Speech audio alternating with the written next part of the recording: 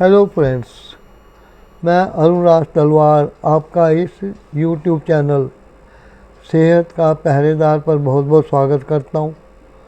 उम्मीद करता हूँ आप इसको ज़रूर सब्सक्राइब करके मेरे आने वाले जितने हेल्थ केयर टिप्स के वीडियो आ रहा है उसको ध्यान से देखेंगे और ज़्यादा खर्चीले इलाज पे जाने से पहले एक वार्निंग के रूप में जो मैं बातें आपको बताऊंगा उसे आप अच्छी तरह पालन करेंगे तो काफ़ी सारी बीमारियों से बच सकते हैं। बीमारियों के साइड इफ़ेक्ट और गंभीर परिणाम ये ज़िंदगी पर बहुत भारी पड़ जाते हैं। शुरू से ही इंसान की जैसे जैसे उम्र बढ़ती है उसके शरीर में जो नेचुरल एक पावर होती है वो धीरे धीरे कम होने लगती है, क्योंकि जो ओरिजिनल बैटरी भगवान ने इस शरीर को बना के बच्चे को इस धरती पे भेजा था, उसकी चार्जिंग जब धीरे धीरे कम होने लगती है तो उसको रिचार्ज करने के लिए, चार्ज करने के लिए इस धरती पर भोजन, पानी और हवा की व्यवस्था की गई है। ठीक है, अब भगवान ने कभी कोई गलती नहीं की है, लेकिन गलती उसने ये की कि इंसान को एक भाषा इस्तेमाल करने वाला जीव बनाया।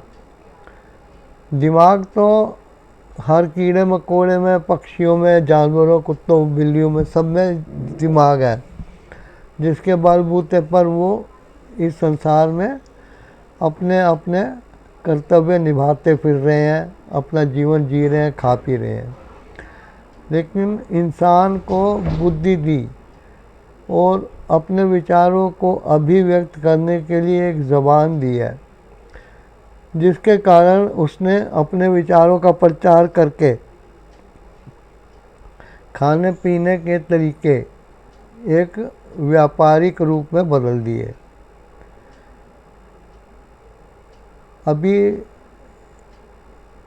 आप जानते हैं हमारे देश में कितने लोग किडनी की प्रॉब्लम से जूझ रहे हैं और कितने ऐसे हैं जो कि इस प्रॉब्लम के घेरे में आने वाले होंगे। लेकिन जब डॉक्टर, हॉस्पिटल और यूरिन, ब्लड टेस्ट के चक्कर में आदमी पड़ता है, तब उसके ज्ञान में वृद्धि होती है, क्योंकि अब उसको पता लगता है कि उसको क्या क्या चीज़ें नहीं खानी चाहिए, क्योंकि उनसे किडनी पे गंदा प्रभाव पड़ता है और उनसे शरीर में बहुत सारे टॉक्सिक मटेरियल बनते हैं। अब किडनी जो है वो शरीर के अंदर से जो गंदगी, कचरा है, उसको जो वो पानी में घुला होता है उसको मूत्र के रास्ते सब कुछ शरीर से बाहर निकालती है। लेकिन उसके लिए क्या क्या बचाव के साधन है, इसके बारे में कि अभी आपने पूछा नहीं है किसी से और ना आपने जाना है। अब ऐसी कौन कौन सी गलतियां हैं। अब किडनी से मूत्र बनता है तो वो पानी के रूप में ही होता है पहले, और जब वो किडनी से बाहर आ जाता है तब उसको पेशाब या यूरिन या मूत्र कहा जाता है। क्योंकि उसके अंदर बहुत सारे ऐसे तत्व जो कि शरीर में वेस्ट हैं, वो शरीर से निकलने के लिए उस पानी में घुल के आ रहे हैं। अब कई पेशेंट कहते हैं कि पेशाब का रंग गाढ़ा पीला होता है। अब पानी की मात्रा शरीर में कम होने से एक गाढ़ापन सा आ जाता है मूत्र में, और थोड़े पानी में ज़्यादा टॉक्सिक मैटर घुले हुए होते हैं। इससे उनका रंग गाढ़ा पीला दिखता है। लेकिन जैसे जैसे सुबह उठने के बाद इंसान पानी पीता है, तब उसके शरीर में पानी की जो कमी है वो पूरी होती है, और मूत्र जो है फिर हल्के रंग का आने लगता है, क्योंकि अब उसमें पर्याप्त मात्रा में पानी होता है। अब शरीर की साफ सफाई के लिए लीवर और किडनी काम करते हैं। तो लीवर और किडनी उन चीज़ों पे काम करते हैं जो कि इंसान ने अपने पेट में भोजन द्वारा डाला हो, या पीने के लिए कोई भी तरल पदार्थ लिया हो। चाय पिएगा, दूध पिएगा, कोई शरबत वाला या कुछ भी चीज़ पिएगा, तो उसके अंदर जल तत्व तो होता ही है। उस जल तत्व को फिर मूत्र के रूप में शरीर से बाहर निकाला जाता है, और पेट में जो खाना पचता है उसका वेस्टेज ठोस रूप में होता है, जो कि पेट की कार्यवाही से वो आंतों में उतरता है, और धीरे धीरे आंतों के फैलने और सिकुड़ने के क्रिया से वो आगे की तरफ सरकता रहता है, और एक वक्त पे वो शरीर से बाहर निकल जाता है। लेकिन ये जो आंतों से बाहर निकलने की क्रिया है ठोस पदार्थ की, तो उसके लिए वो आसानी से आंतों में होता हुआ बाहर की तरफ तब जाएगा जब उसमें नमी होगी, वो नरम होगा, मुलायम होगा। लेकिन यदि पानी कम पिया जाएगा तो वो खाना जो है पचने के बाद जो वेस्ट होगा वो गाढ़ा, जैसे चिकनी मिट्टी गाढ़ी होती है, तो उसको जब तक पानी डाल के घोला ना जाए वो अपने स्थान से हटती नहीं है, वो आंतों के दीवार से चिपक जाती है और रुकावट बनती है। अब शरीर के अंदर इसको ख़त्म करने के लिए एक गर्मी पैदा होती है, जिससे कि उस खाने पे वो सारे पेट के कीड़े आ जाते हैं, जो कि धीरे धीरे उस ठोस मल को समाप्त करने की कोशिश करते हैं। लेकिन ये जो क्रिया होती है इससे गैस बनती है, और वो गैस आंतों में फंस जाती है, क्योंकि ना तो नीचे जाने के लिए उसको कोई स्पेस मिलता है, ना ऊपर जाने के लिए। अब वो कोशिश करती है, लेकिन क्योंकि गैस की प्रॉपर्टीज़ हैं कि वो हमेशा धरती से आकाश की तरफ उठती है, आपने जैसे भाप वगैरह को देखा है, कहीं कचरे में आग लगी हो या कहीं आग लगी हो तो धुआं और लपटें आकाश की तरफ जाते हैं। तो अब आंतों में जो गैस बनती है वो नीचे नहीं जाएगी, वो ऊपर की तरफ आएगी। अब ऊपर की तरफ फिर वो पेट में आके भर जाती है और पेट में से जब उस पर दबाव पड़ता है तो डकार आते हैं और बदबूदार स्मेल मुंह से शुरू होती है। अब एक किडनी का पेशेंट जिसको कि अब क्योंकि किडनियां कम काम कर रही हैं तो पानी भी कम पीने को कहा जाता है, क्योंकि ज़्यादा पानी पीने से कुछ मात्रा पानी की तो मूत्र बन के निकलेगी, लेकिन बाकी का पानी बॉडी में ही रहेगा, जो कि धीरे धीरे खून की नलियों से रिस कर चले जाता है सेल्स के पास जहाँ की स्पेस होती है उसमें भर जाता है। उसके भरने से शरीर में एक सूजन सी दिखती है, वो आँखों के नीचे, चेहरे पर, पेट में, फेफड़ों तक में पानी भरने के चांस होते हैं। हाथों में आप सूजन पाएंगे, पैरों में सूजन पाएंगे, पैर के टखने जो है उस सूजन में गुम हो जाते हैं। तो ये सब वाटर रिटेंशन के कारण है, इसीलिए पानी की मात्रा को कम किया जाता है। लेकिन इससे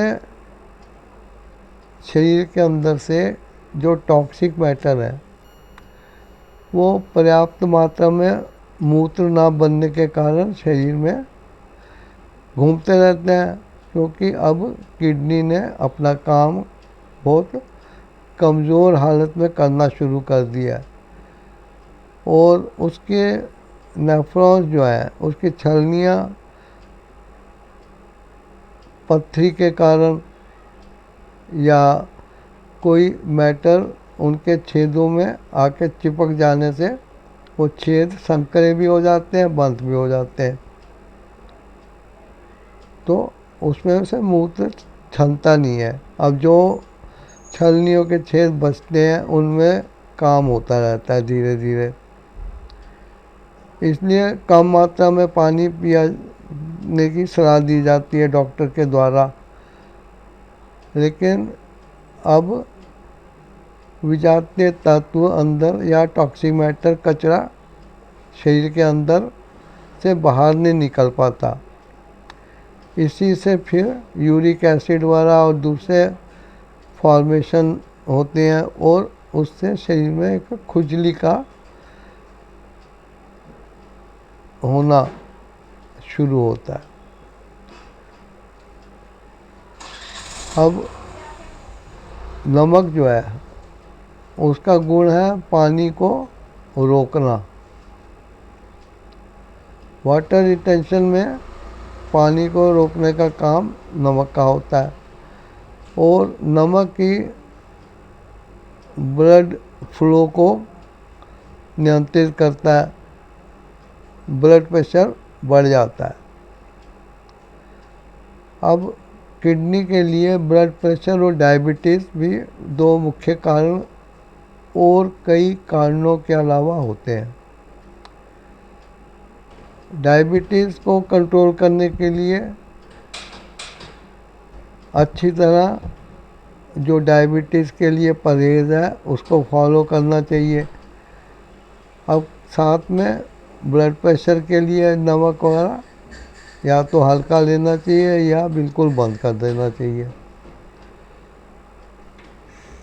लेकिन इंसान जो है वो ठोकर खाने के बाद भी दौड़ते रहना, भागते रहना चाहता है, वो ये नहीं देखता कि उसके पैर से, अंगूठे उंगलियों से खून आ रहा है और वो उसका इलाज करे। वो सोचता है कि दौड़ में वो जीत जाए और अपने काम में कामयाब हो। कई लोग इस चीज़ का होते हुए भी नमक नहीं छोड़ पाते, शुगर होते हुए मीठी चीज़ें छोड़ नहीं पाते हैं। ये कमी जो है उनके लिए जानलेवा सिद्ध होती है। अपने डॉक्टर के संपर्क में रहकर दवाइयों पर जो निर्भरता है उस पर चलना ही पड़ेगा। लेकिन यदि हमारे देश के ऋषि मुनियों के द्वारा, आचार्य वैज्ञानिकों द्वारा बताए गए परहेज, दिनचर्या, जीवन क्रिया, रूटीन ऑफ लाइफ, लाइफस्टाइल, योगासन, हल्की एक्सरसाइज, व्यायाम, प्राणायाम वाला किए जाए, एक्यूप्रेशर के पॉइंट की जानकारी लेके उनको अपनी उंगलियों से दबाया जाए, और कुछ नहीं तो उस पॉइंट पे अपने हथेली के नीचे की गद्दी, अब जैसे ये किडनी का पॉइंट है बीच में दोनों हाथों में, तो आप इसमें ये जगह मार के 20 बार मारिए और फिर थोड़ा रुक के सांस लीजिए और फिर इसी पॉइंट पे इस जगह को ऐसे मारिए। ठीक है, इस जगह को मारिए, इसे पीछे मारिए इधर उंगलियों को। आप देखेंगे कि जैसे जैसे इंसान बीमारियों के चक्कर में पड़ता है उसके हाथ में एक शक्ति आ जाती है, सूखापन सा आ जाता है, पहले की तरह वो नरम नहीं रहते हैं। अब उंगलियों के जोड़ पूरी तरह मुड़ नहीं पाते, मुट्ठियाँ ठीक से बंद नहीं होती हैं, और हाथों और पैरों में हर अंग के स्विच बोर्ड है जो कि हमारे एक्यूप्रेशर में काम आते हैं। अब ये बीच का जो है किडनी का पॉइंट है, ठीक है ना, हमें पता होना चाहिए। या तो हम इसको ऐसे दबाएं या पेंसिल द्वारा दबाएं, कुछ भी कर सकते हैं, पेन के नोक से दबाएं, लेकिन कोई नुकीली चीज़, सुई, कील वाला, पेचकस ऐसे ना दबाएं। उंगलियों के नाखून भी ज़्यादा बड़े होने से ये चुभेगा। तो इसीलिए जब मंदिर में भजन चलते हैं तो भजन 5-10 मिनट के होते हैं, और एक भजन के बाद दूसरा, दूसरे के बाद तीसरा चलता रहता है। और भक्ति में लीन स्त्री पुरुष बच्चे, उस टाइम पंडित जी द्वारा कहा जाता है तालियां, जोर जोर से तालियां के साथ भजन गाइए। अब जब तालियां मारी जाती हैं तो हाथ के सारे जो पॉइंट हैं वो एक्टिवेट हो जाते हैं।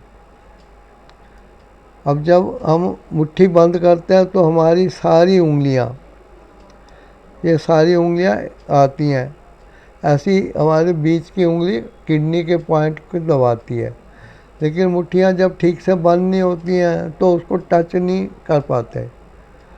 लेकिन अगर मन में ठान कर जितनी उंगलियां मुड़े उसी हिसाब से मुट्ठी को बंद करके बैठा जाए तो भी हमारे नस नाड़ियाँ खुलेंगी और उंगलियां धीरे धीरे अपने जगह पे आके टिकने लगेंगी। अब आपको जलोदर मुद्रा करनी है, जलोदर नाशक मुद्रा, और आपको इसके लिए अगर अंगूठे के जड़ पे उंगली लगानी है तो नहीं लग रही है तो ऐसे ही दबा के आप बैठिए। उंगलियां सीधी नहीं है, ऐसी हैं तो ऐसे ही बैठिए। ये नहीं है कि ये बहाना करिए कि जी मेरी उंगलियां सीधी नहीं रह रही हैं। मेरी जल तत्व वाली उंगली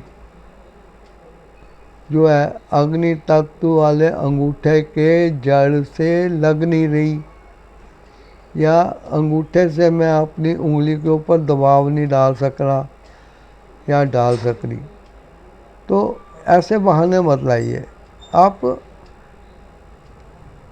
एक्टिंग करिए ऐसे मुद्रा में बैठने की। और शर्तिया बात है, देखिए हस्त मुद्राओं का विधान कहता है कि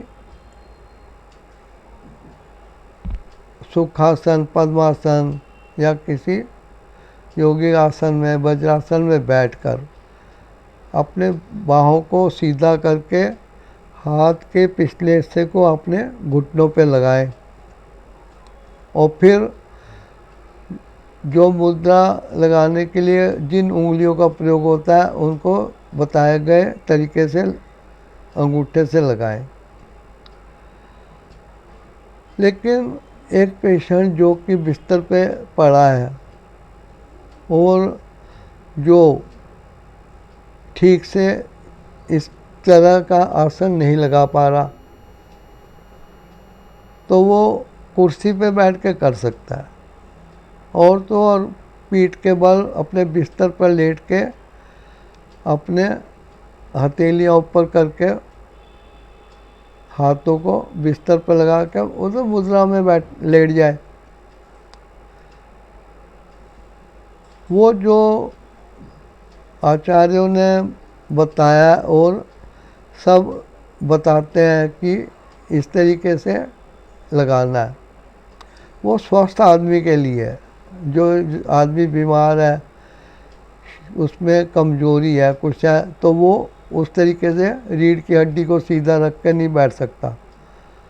कोई बात नहीं है, कोई आपको करने की मनाही थोड़ी है। हाँ, आप चाहें तो अपने डॉक्टर से सलाह ले सकते हैं, लेकिन अब डॉक्टर से सलाह लीजिए तो किसी आयुर्वेद के या योग के ज्ञाता से। एलोपैथी वालों से आप अगर सलाह लेंगे तो उनको इन चीज़ों पे विश्वास ही नहीं है। अगर विश्वास हो भी तो वो लगता है कि उनकी